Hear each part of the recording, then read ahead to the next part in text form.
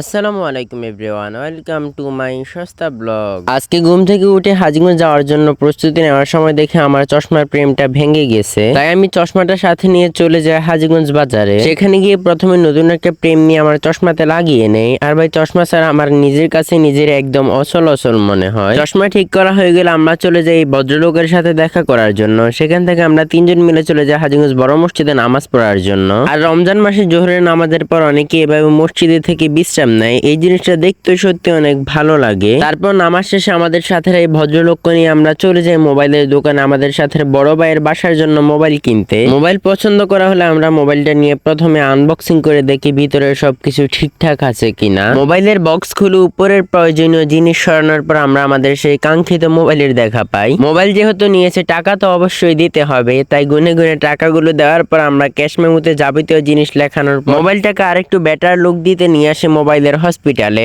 উপরের গ্লাস লাগানোর জন্য। গ্লাস লাগানো শেষ হয়ে গেলে আমরা সেই ভদ্রলোককে বিদায় দিয়ে সবকিছু নিয়ে রওনা দেই আবার নিজের গন্তব্যের উদ্দেশ্যে। যখন আমরা হাজীগঞ্জ থেকে ফের ব্যাক করতেছিলাম তখন আমাদের সামনে এরকম 2-3টা বালুর ট্রাক পড়ে। আর গাড়ি দিয়ে চলাচলের সময় যখন এইরকম বালুর ট্রাক সামনে পড়ে তখন কি যে একটা বাজে সিচুয়েশন ক্রিয়েট হয়, এটা যারা এই সমস্যা ফেস করছে তারাই বলতে পারবে। সেখান থেকে মোবাইল নিয়ে বড় ভাইয়ের বাসায় এসে সবকিছু সেটিং করে দেওয়ার পর রওনা দিই নিজের গন্তব্যের দিকে।